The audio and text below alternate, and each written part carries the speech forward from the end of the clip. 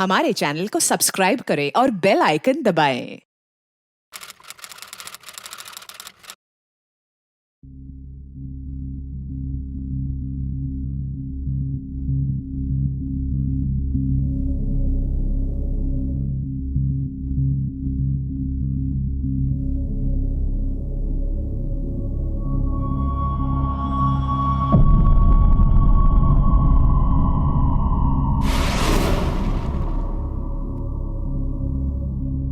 कौन सी लड़की ऐसा करती है? क्या बीत रही होगी उन माँ बाप पर जिन्होंने इसे पैदा किया। अरे ऐसी लड़की को तो छोटू भर पानी में डूब के मर जाना चाहिए। नरक में जाएगी, नरक में।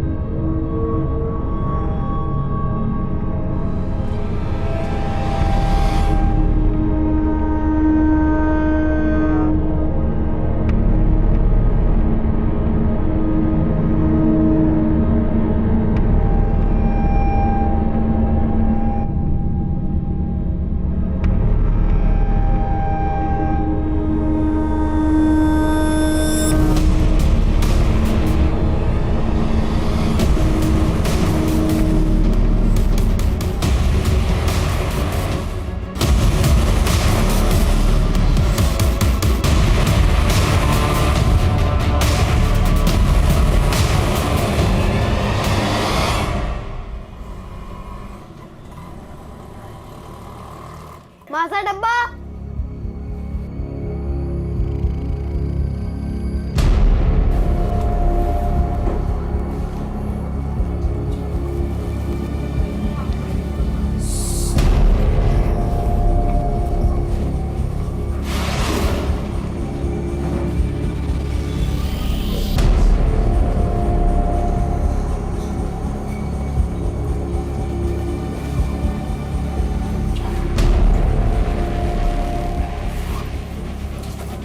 बाबा आज न्यूज़पेपर आया नहीं है।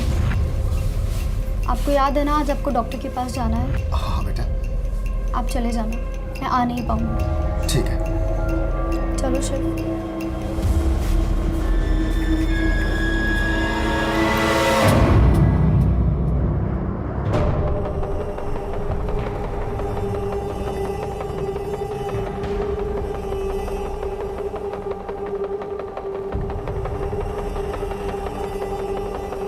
देख शर्म भी नहीं आती है इसको। ये कौन सा फैशन है इसका? बस अब नाक कटवानी बाकी है। अरे बाल कटवाने के कोई लड़की लड़का नहीं बन जाती है।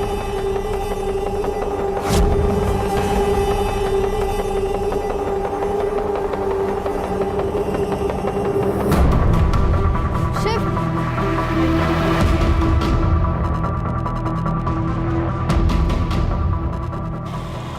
शिव बैठ। आप कपड़ा चेंज करके आओ, मैं ऑटो रुकवाता हूँ। नहीं शिव, मैं रोज रोज लेट नहीं हो सकती। बैठिए। चलो भैया।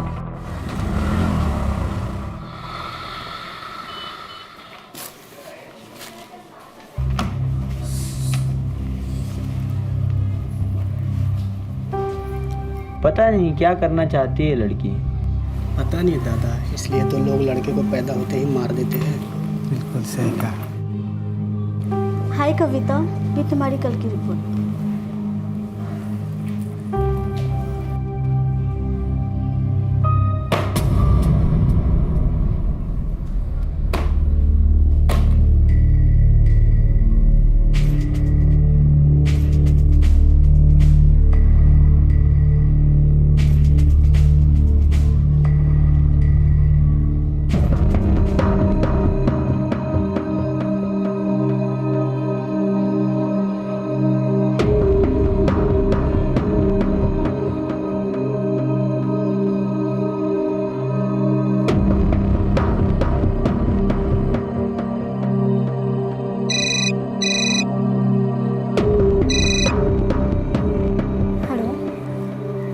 जी ठीक है, मैं जितना जल्दी होता है पहुंचने की कोशिश करती हूँ।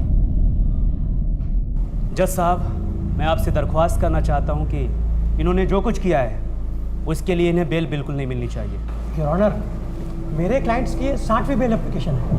60वीं नहीं योर ऑनर, 68वीं। और इससे साबित होता है कि इनको बेल क्यों नहीं मिलनी चाहिए। लेकिन योर ऑनर, मेरे क्लाइंट की उम्र और सेहत को भी ध्यान में रखा जाए। इनके लिए इस उम्र में जेल सही जगह नहीं है, इसलिए मेरी रिक्वेस्ट है कि इस बार इन्हें बेल मिलनी ही चाहिए। नहीं सर, प्लीज इन्हें मत छोड़िए।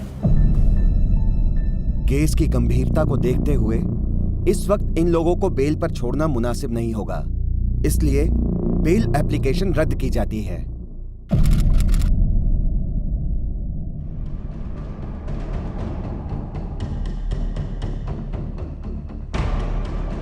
कविता, तू ऐसा कैसे कर सकती है हमारे साथ? बेटा, तू इतना नफरत करती है हमसे? हाँ कविता,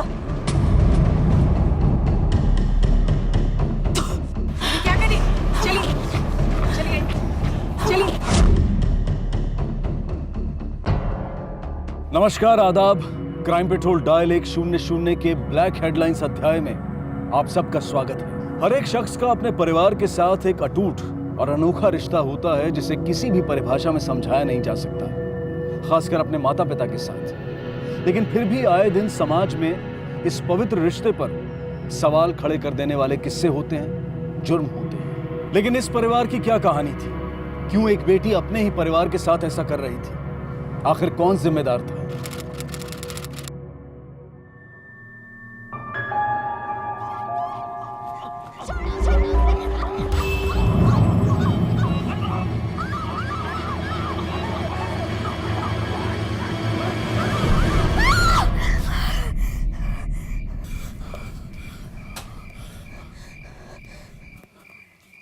क्या हो बेटा?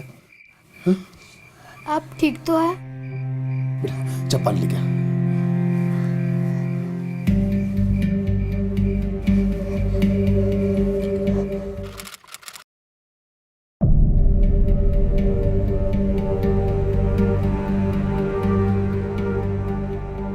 बेटा तू ठीक है ना? कल रात जी बाबा।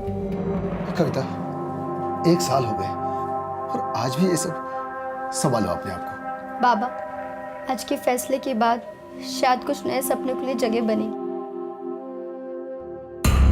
पूरे केस और जुर्म की गहराई को समझते हुए कोर्ट ये फैसला करती है कि ये केस रेयरेस्ट ऑफ रेयर में माना जाएगा। इसलिए ये कोर्ट मुख्य आरोपी हरिओम को कत्ल के जुर्म में फांसी की सजा सुनाती है। साथ ही साथ शक्ति और कविता के खिलाफ आपराधिक षड्यंत्र रचने के लिए 10 साल की सजा और बाकी आरोपों के लिए 3 साल की सजा सुनाती है। सारी सजाएं समवर्ती होंगी और सजा पूरी होने के बाद उन्हें फांसी दी जाएगी। सह आरोपी बिकाजी, सुरेश और चंदू को भी कत्ल के जुर्म में फांसी की सजा सुनाती है। उसके साथ आईपीसी की धारा 304 के तहत 10 साल की सजा, आईपीसी की धारा 147 के तहत 5 साल की सजा और आईपीसी की धारा 148 के तहत 3 साल की सजा सुनाती है। ये सारी सजाएं भी समवर्ती होंगी और सजा पूरी होने के बाद फांसी दी जाएगी। सह आरोपी हरीश और वृंदा को 6 साल की कड़ी कारावास की सजा सुनाती है। कोर्ट लड़की की मां मंजरी और चाचा राजेंद्र को कड़ी चेतावनी देकर बरी करती है। ये बहुत गलत फैसला हुआ है, ऐसा नहीं होना चाहिए था। इसको तो मर जाना चाहिए नालायक। कविता जी, क्या आप कोर्ट के फैसले से खुश हैं? हाँ, मैं खुश हूँ। मेरे पिता और बाकियों को उनकी किए की सजा मिली, लेकिन मेरी माँ और काका अभी भी बाहर हैं। वो भी गुनहगार हैं और उन्हें भी उनकी किए की सजा जरूर मिलेगी। मैं इस लड़ाई को खत्म करके रहूँगी। अब ये लड़ाई सिर्फ मेरी नहीं है, लोगों के अंदर जागरूकता फैलाऊंगी। ये ऊंच नीच का भेदभाव मुझे हटाना है। मैं नहीं चाहती जो मेरे साथ हुआ हो किसी और के साथ भी हो। मैं चुप नहीं बैठूंगी।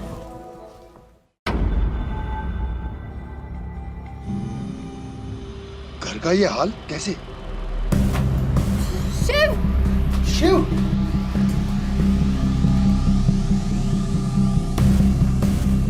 शिव!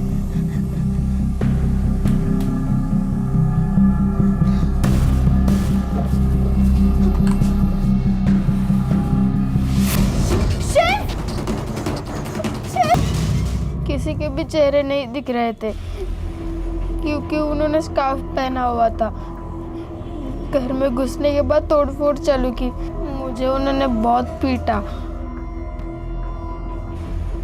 सचिन सर, इनके घर के बाहर हर वक्त 2 पुलिस वाले तैनात रखो सिक्योरिटी के लिए। Okay sir. आप चिंता मत कीजिए, हम आपको पूरा प्रोटेक्शन देंगे, लेकिन आपको भी संभल के रहना होगा। आपकी बहादुरी की वजह से बहुत से लोगों को तकलीफ पहुंची, बहुत से लोगों का गुस्सा भी उबल रहा है, इसलिए अभी आपको सतर्क रहना होगा।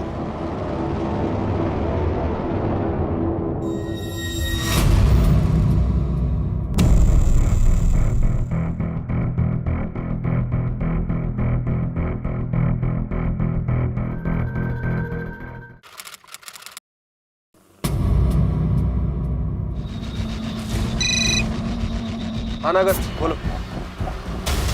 क्या? ठीक है सर, कविता जी के घर पे कुछ लोगों ने पत्थरबाजी की है। ठीक है, वहाँ की सिक्योरिटी बढ़ा दो। वो लोग जोर लगाकर पॉलिटिकल प्रेशर बना रहे हैं, लेकिन हम पीछे नहीं हटेंगे। कविता जी की फैमिली को कुछ नहीं होना चाहिए। कविता के घर की तरफ लो।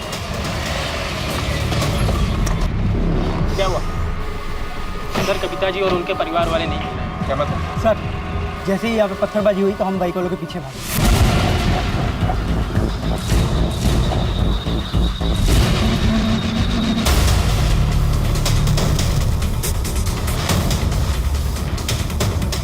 इतने में ही पीछे से दूसरी बाइक आई।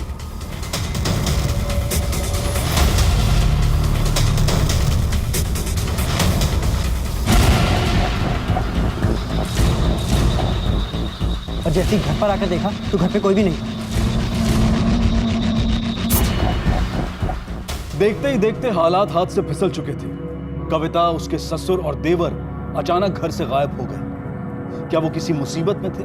पुलिस पर अब उन्हें ढूंढकर सुरक्षित रखने की दोहरी जिम्मेदारी थी। लेकिन इन सारी बातों की शुरुआत 2 साल पहले हुई थी। सीधी सादी कविता हंसी खुशी अपने परिवार के साथ थी और उनसे बहुत प्यार करती थी। ताऊ जी। अरे क्या कर रहा बच्चा? आई बाबा की एनिवर्सरी है ना, तो वीडियो मैसेज बना रहा हूँ। आप कुछ बोलिए। हरिओम और मंजरी कितने अच्छे हैं। चाचा जी। भैया और भाभी, you are the best couples in the world. एक मिनट रुक जा। बाल ठीक है ना मेरे? भाई नहीं, मैं बहुत किस्मत वाली थी, आप मुझे मिली। आपने तो मुझे बड़ी बहन जैसा प्यार दिया है। हैप्पी क्या बोलूं? एनिवर्सरी। Happy anniversary. दीदी। नहीं, मुझसे नहीं होगा ये सब। अरे दीदी बोलो ना। मेरे आई बाबा सबसे बेस्ट हैं। वो मुझसे बहुत प्यार करते हैं, मैं भी उनसे बहुत प्यार करती हूँ। वो मुझे इंजीनियर बनाना चाहते हैं और मैं बहुत खुशनसीब हूँ उनके यहाँ पर पैदा होके। हैप्पी एनिवर्सरी आई बाबा। और मेरी तरफ से भी हैप्पी एनिवर्सरी आई बाबा, है ना? तू हमारा अभिमान है बेटा। हमारे घर की तू पहली होगी जो इंजीनियर बनेगी, और हम पूरी बरादरी में सर ऊंचा रख के घूमेंगे। मेरी बात मान, शादी कर दे इसकी। ये पढ़ाई लिखाई से कुछ नहीं होता। इस तरह से लड़की को घर से बाहर भेजेगा तो कब तक बचा कर रखेगा तू अपने अभिमान को? माऊ, कविता बड़ी हो गई है, सब समझती है, ये सब ध्यान रखेगी, ये है ना बेटा? अरे पापा, आपने क्या ये कविता दी लगा रखा है? आज आपकी एनिवर्सरी है, छोड़ो ना ये सब। एक मिनट, हाँ मैं कुछ भूल गई। 1 मिनट आ रही हूँ अभी।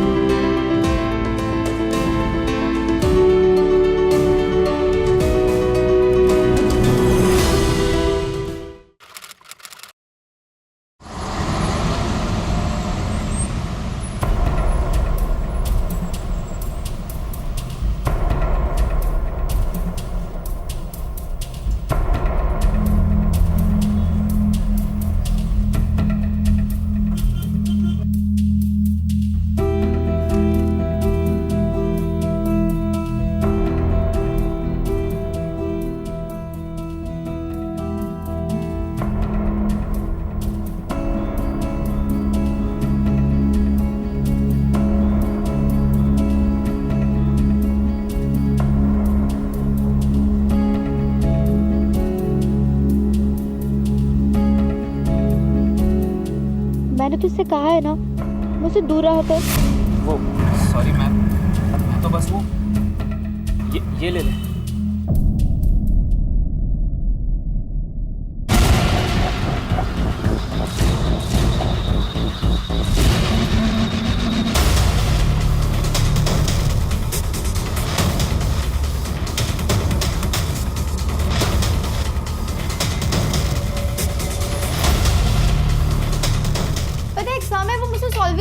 बहुत टाइम से, मुझे कोई समझ ही नहीं आ रहा था मैकेनिक का एकदम से।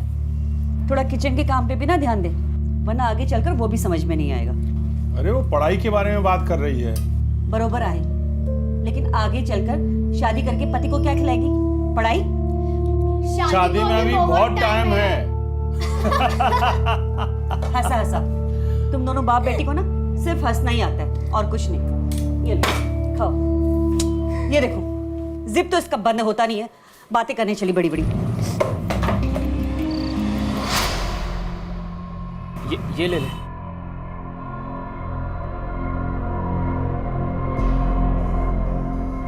क्या है ये?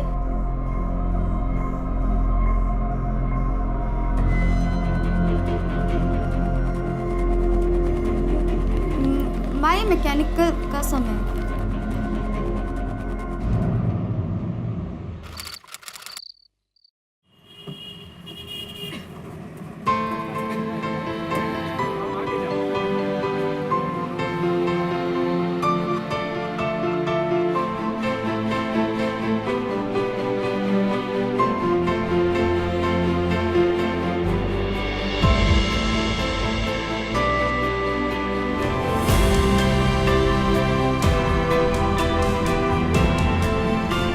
Thank you.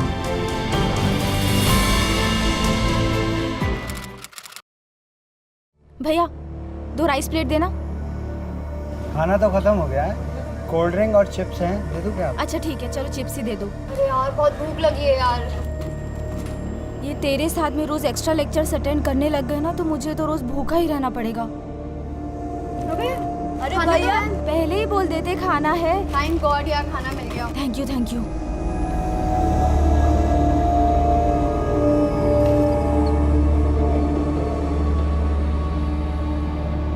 भैया पैसे ले लो जल्दी। इस चीज के पैसे? खाना तो उन्होंने दिया है। अरे यार हमने इसके घर का खाना खाया, अब सब उल्टी करनी पड़ेगी। थैंक यू, तुम्हारी मम्मी ने बहुत अच्छा खाना बनाया था, उनको मेरा थैंक यू बोलना। मेरी मम्मी नहीं है, खाना मैंने बनाया। ओह गॉड, सिंपैथी पाने के लिए इतना बड़ा झूठ। कविता चलो लेट हो रहा है।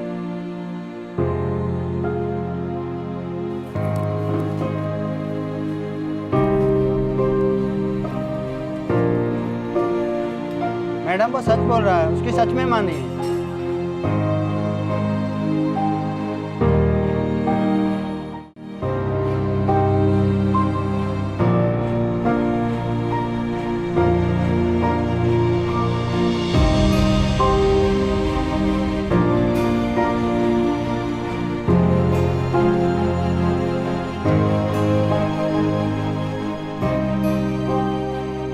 सॉरी, मुझे पता नहीं था तुम्हारी मम्मा। कोई बात नहीं। वैसे जब भी तुझे देखता हूँ तो मम्मी की याद आती है। कैसे? वो भी जब भी हंसती थी तो तुम्हारी तरह लगती थी। वैसे तो खाना अच्छा बना लेता है। हाँ, बाबा ने बनाना सिखाया है। अब तो वही सब कुछ है हमारे लिए। हमारे यहाँ तो कोई आदमी पानी लेने के लिए भी किचन में नहीं जाता। मैं भी नहीं जाती, मुझे तो कुछ भी बनाना नहीं आता। अरे अब मैं सिखा दूंगा ना किसी दिन खाना बनाना।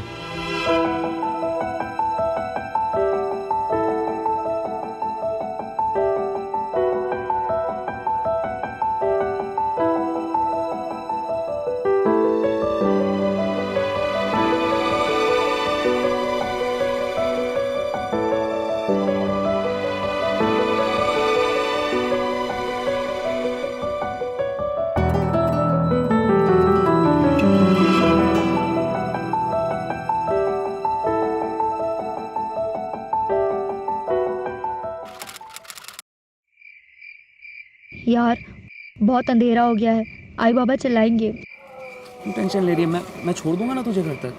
नहीं आ सकती, किसने अगर देख लिया ना तो प्रॉब्लम हो जाएगी। कुछ नहीं होगा, मैं बोल रहा हूँ ना। तो आगे आगे चल, मैं पीछे चलती हूँ, कोई नहीं देखेगा। चलो चलो बाबा।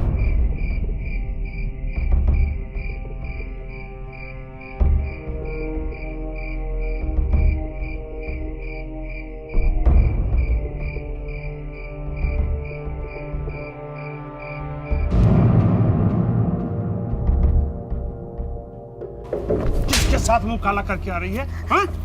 किसके साथ? बताओ ना। काका उसकी गलती नहीं है। बाबा गलती नहीं है तो किसकी गलती है? सर आप सर गलत समझ रहे सर। आप मेरी बात सुनिए सर। अंदर लेके जा, अंदर। आप गलत समझ रहे हैं। आप कमरे में बंद कर से।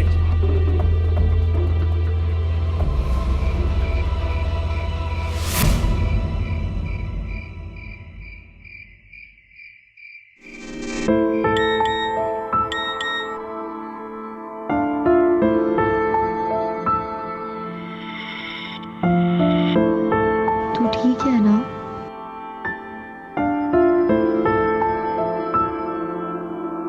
प्यार में सब ठीक हो ही जाता है।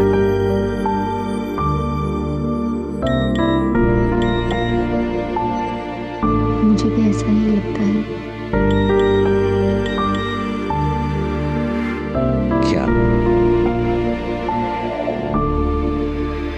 आना चाहिए। एक पल में कविता के मन में छिपी सारी भावनाएं बाहर आ रही थी, जो शायद आमतौर पर ना आती। जितना उन्हें अलग करने की कोशिश की जा रही थी, उनके बीच की नजदीकियां उतनी ही बढ़ रही थी। जय हीरो, दूर रहना, संभाल अपनी गंदगी को। अगर मेरे घर पे दाग लगा ना तो काट के रख दूंगा इसे।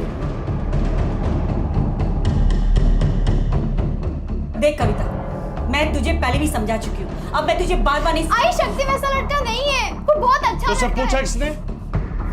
तुझे जो करना था तू कर चुकी। अब चुपचाप जिस लड़के से मैं तेरी शादी करूंगा उससे शादी कर, फिर जो तेरी मर्जी में है कर। प्यार का एहसास तो सबको होता है, सबको समझ में भी आता है, लेकिन ऐसी परिस्थिति में कोई मंजूरी नहीं देना चाहता है उसे। हमारा परिवार, हमारा गुरूर, अहम, सब प्यार के आड़े आ जाता है। शक्ति और कविता को कोई एक मौका भी नहीं देना चाहता था। उनकी कहानी किसी ट्रैजिक बॉलीवुड फिल्म की तरह बनती जा रही थी। कविता और शक्ति ने वो कदम उठाया जो कविता के परिवार वालों की सोच से परे था, और फिर कविता ने बिना किसी को बताए कानूनी तौर पर शक्ति से शादी कर ली। अरे आओ आओ बेटा, आज तुम्हारी माँ जिंदा होती तो वो ये सब करती। अब पता नहीं चावल पूरे भरने होते कि आधे? बाबा पूरे भरने होते हैं।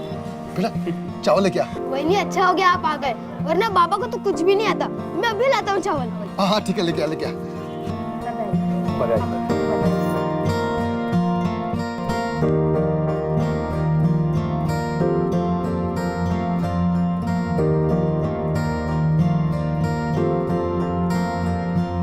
मैं तुम लोगों के लिए चाय बना के आता हूँ। बेटा मैं देखता हूँ। हाँ बाबा मैं देखता हूँ।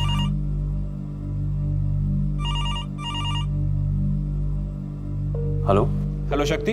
जी शक्ति बोल रहा हूँ। मैं पीएसआई कर्माकर बात कर रहा हूँ। क्या इस वक्त कविता तुम्हारे साथ है?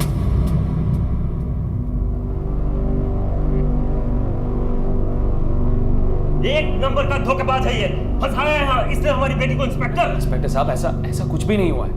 मैं इनकी बराबरी का नहीं हूँ, इसीलिए ये लोग मेरे खिलाफ जा रहे हैं। जबरदस्ती भगा के ले गए मेरी बेटी को। हाँ। कविता बताओ साहब को सब कुछ बताओ। कविता बेटा तू सच बता दे, हम सब तेरे साथ, तू चिंता मत कर बेटा। आप लोग प्लीज शांत हो जाइए, मुझे बात करनी है उससे। तुमने ये शादी अपनी मर्जी से की है ना?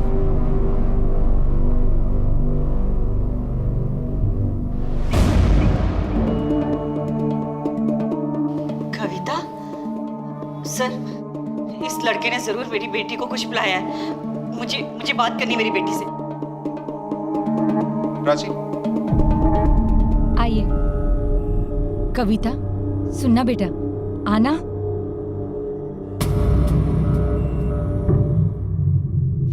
ऐसी गिरी हुई हरकत करते हुए तुझे जरा भी शर्म नहीं आई? हाँ, इसीलिए इंजीनियरिंग पढ़ा रहे थे तुझे तेरे बाबा।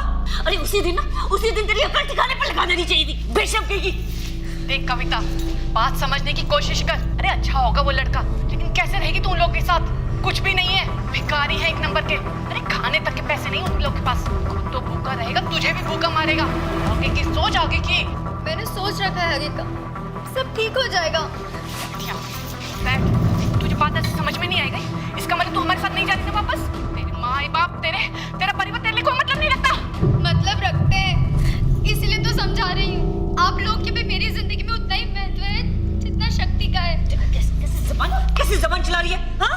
लड़की, कान खोल के सुन ले। अगर तुझे उन लोगों के साथ रहना है ना, तो हमारे और हमारे परिवार से तेरा कोई मतलब नहीं। और ये जो गरीबी में जीने का शौक है ना तुझे, तो ये जो जेवर गहने पहने हैं ना, उतार इसे। चल उतार। चलो दीदी।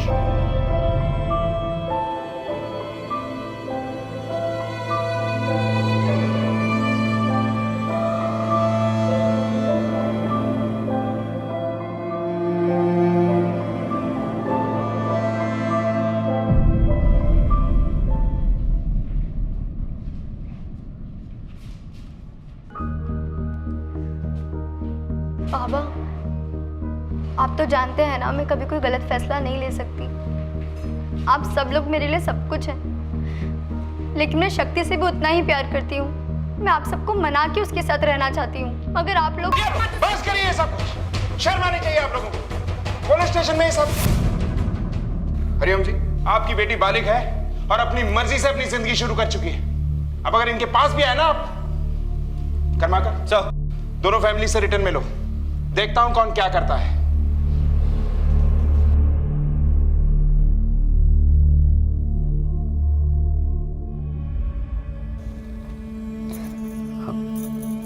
ज्यादा दर्द तो नहीं हो रहा ना कविता? सब कुछ ठीक हो जाएगा, बस थोड़ा सा वक्त लगेगा। तुझे पता है तेरे घर वाले तुझसे कितना प्यार करते हैं। बस ये समाज की वजह से थोड़ा सा गुस्सा है तुझसे।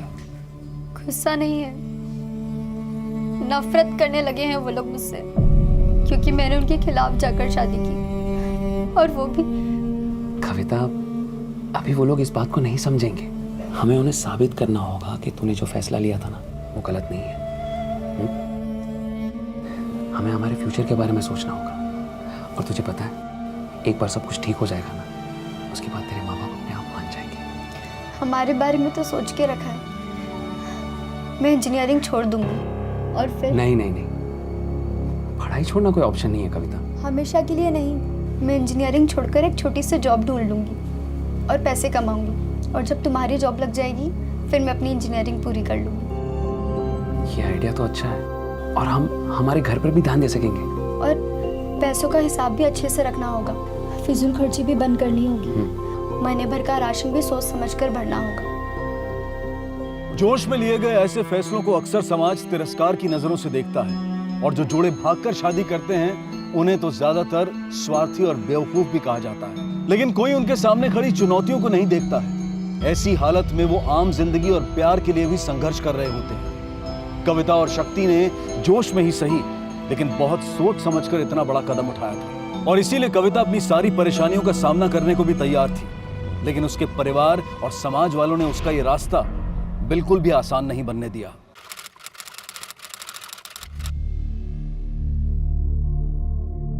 कैसा है? अच्छा है, बहुत अच्छा है।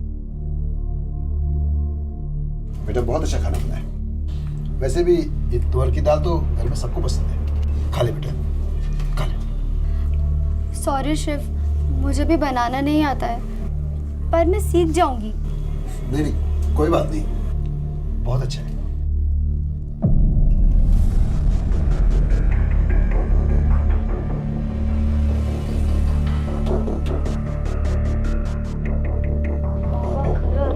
कडू है। अरे कविता, अरे यार इतना बुरा भी नहीं बना है बाबा खाना। और ये शिव के तो ऐसे ही नखरे बहुत है। तो मैंने कहा था ना, तुम धीरे धीरे सब कुछ बनाना सीख जाओगी। मुझे बाबा की बहुत याद आ रही है। पता है, मैं भी खाते वक्त ऐसे ही नाटक करती थी और बाबा सब सुनकर लेते थे। मैं समझ सकता हूँ कविता। अच्छा ठीक है, एक काम करते हैं, मैं तुम्हें खाना बनाना सिखाता हूँ, ठीक है? पोहे से शुरुआत करते हैं। रहने दो, मैं बना लूंगी। अरे कविता, मैंने तुझसे इसीलिए शादी नहीं की कि तुझसे खाना बनवाऊं। तुझसे पहले भी खाना बनाता था, याद है ना? और अगर तुझे याद है तो मैंने तुझे कहा था एक दिन तुझे खाना बनाना जरूर सिखाऊंगा। चल पाव बना। ये प्याज है,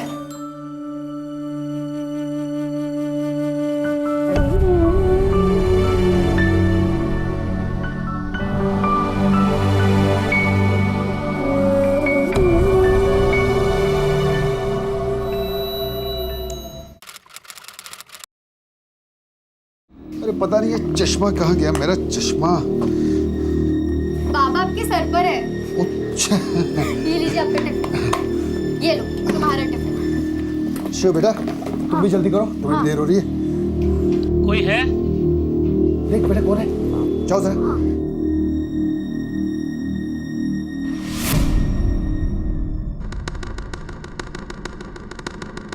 शक्ति दादा।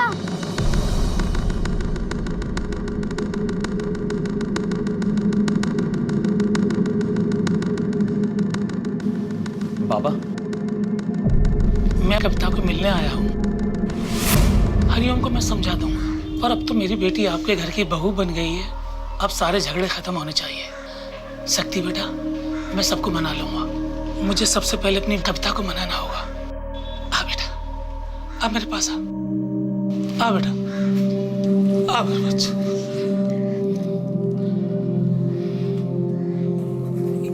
ये लो बेटा। आप लोग कहीं बाहर जा रहे थे क्या? कोई बात नहीं, मैं फिर आ जाऊंगा। नहीं काका, ये तो कॉलेज जा रहे थे और बाबा काम पर, लेकिन आपको रुकना पड़ेगा। मेरे हाथ का खाना खाना पड़ेगा। हाँ बिल्कुल, ये आपकी बेटी का ही घर है। और कविता बेटा, इन्हें अच्छे से खाना वाना खिला दो और मुझे क्षमा कीजिए, मुझे काम पे जाना पड़ेगा। चल बेटा शिव, जल्दी चल, जल्दी चल। काका तुम्हें बसा।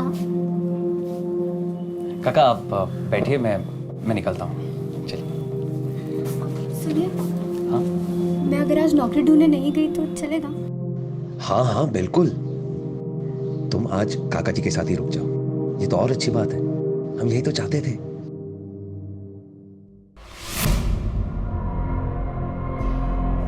अच्छा हुआ बेटा तू आ गई, वरना मुझे अकेले हॉस्पिटल जाना पड़ता। काका हम कहाँ जा रहे हैं? यहाँ तो कोई हॉस्पिटल नहीं है। है बेटा है।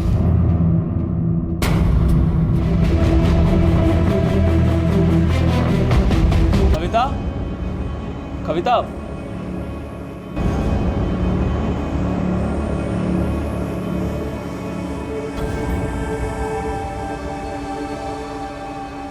इससे कुछ होना जाना नहीं है।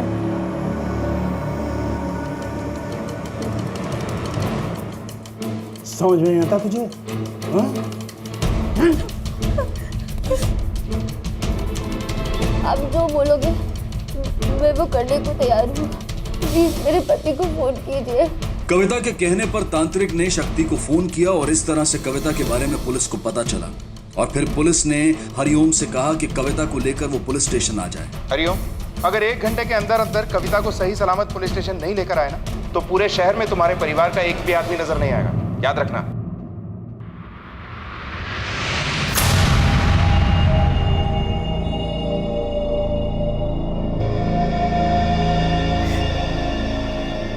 मेरी वार्निंग के बाद भी तुम लोगों की हिम्मत कैसे हुई लड़की को हाथ लगाने की? किडनैपिंग, काला जादू, जान से मारने की कोशिश। उम्र भर के लिए जेल में सड़ोगे तुम लोग। कविता, ये लोग ऐसे सुधरने वाले नहीं, इनके खिलाफ तुम्हें FIR करनी है। मुझे बस ये सब खत्म करना है। मुझे अपने घर वापस जाना है। कविता, ये लोग ऐसे सुधरने वाले नहीं हैं। वो मेरा परिवार है, मेरे आई बाबा है। आप ये सब क्या बोल रहे हैं? कितना मुश्किल होता है अपने ही परिवार के खिलाफ कोई शिकायत दर्ज करना, फिर वो चाहे अपराधी क्यों ना हो, और वो भी तब जब कविता आज भी उनकी नफरत भरी आंखों के पीछे प्यार की उम्मीद ढूंढ रही थी। लेकिन जो परिवार कविता के सर से उसके प्यार का भूत उतारने के लिए अजीबोगरीब तरीके अपना रहा था, क्या वो परिवार किसी भी तरह के प्यार का हकदार है? कविता अपने परिवार पर भरोसा करके कहीं कोई गलती तो नहीं कर रही थी? हाँ, ये अच्छा है। नहीं, ये अच्छा है। ये ज्यादा अच्छा है। हाँ, क्योंकि वो सस्ता है ना। ये अच्छा है। कल तुम्हारा एनुअल डे है, तुम ये लो, तुम इसमें ज्यादा अच्छे लगोगे। आपके सामने कोई मना कर सकता है? ठीक है भैया, दे दीजिए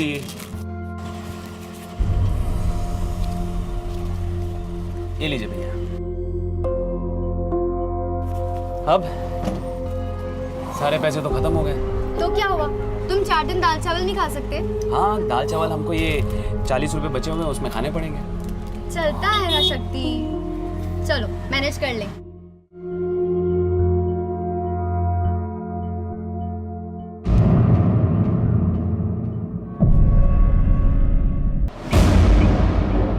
सर, एक ऑटो रिक्शा वाले और दुकान वाले ने गवाही दी है कि मौका वारदात पे वो दोनों मौजूद थे।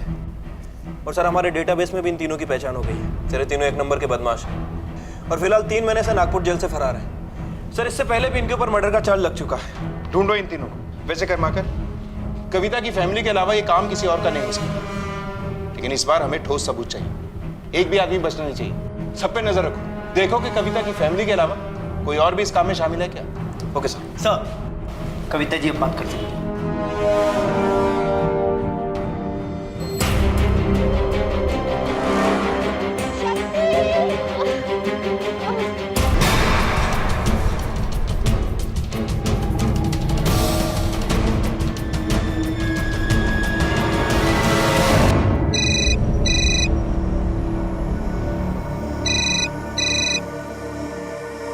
कविता जी, आपकी पूरी फैमिली को अरेस्ट कर लिया। अब आपको घबराने की कोई जरूरत नहीं।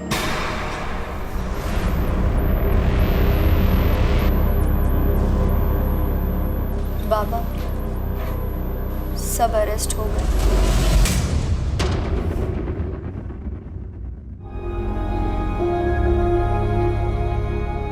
ये क्या कर रही थी बेटा तू? हाँ? ये क्या कर रही थी?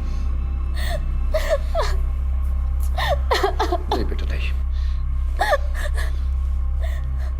तू ऐसे हार नहीं मान सकती है। तुझे लड़ना होगा शक्ति के लिए। तू तो इस घर का सहारा है और हम शक्ति को इंसाफ दिलाकर ही रहेंगे। हाँ।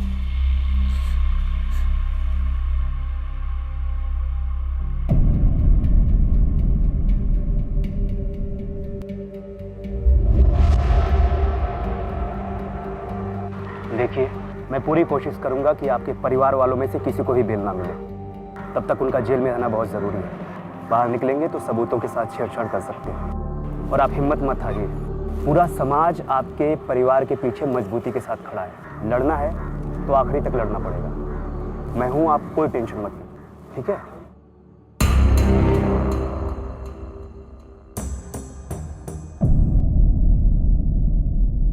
सर हरिओम का बैंक स्टेटमेंट है। सर जिस दिन शक्ति का मर्डर हुआ उस दिन इसने बैंक से 70,000 रुपए निकाले थे।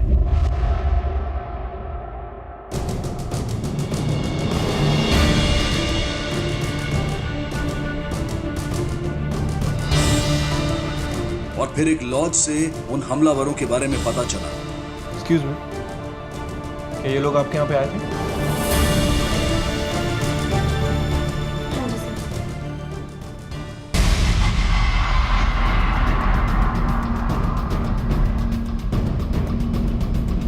आखिरकार पुलिस ने उन तीनों हमलावरों को धर दबोचा।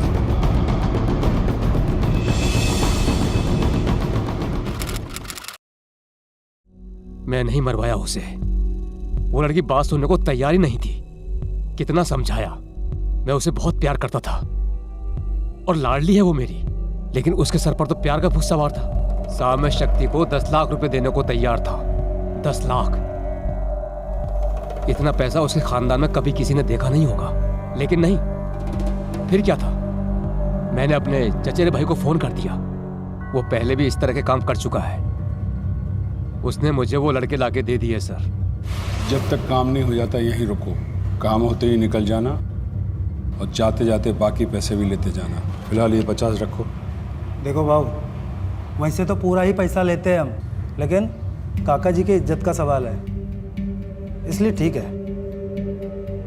चलो रे साहिब, फिर से हमारे खानदान में किसी ने ऐसा किया ना तो फिर दोबारा ऐसे ही करूंगा मैं। ऐसी लड़कियां समाज पर धब्बा होती हैं। पाल पोस के बड़ा किया उसने मेरे ही मुंह पर कीचड़ उछाला। ऐसे लड़के से संबंध बनाया जिसके साथ उठना बैठना हम अपना अपमान समझते हैं।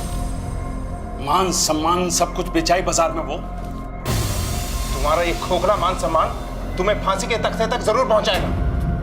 तुम जैसे लोग समाज के लिए धब्बा हो। कविता तो अभिमान है।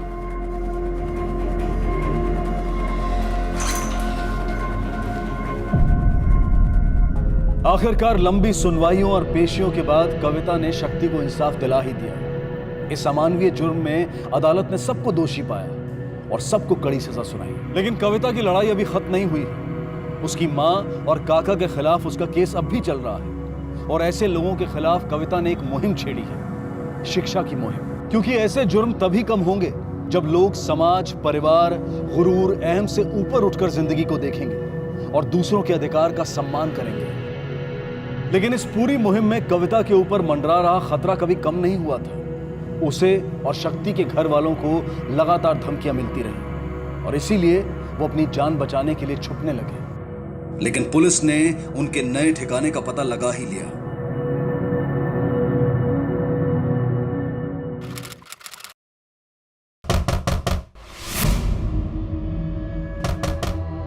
कौन? महेश जी, दरवाजा खोलिए। आप कौन? Police inspector Deshmukh.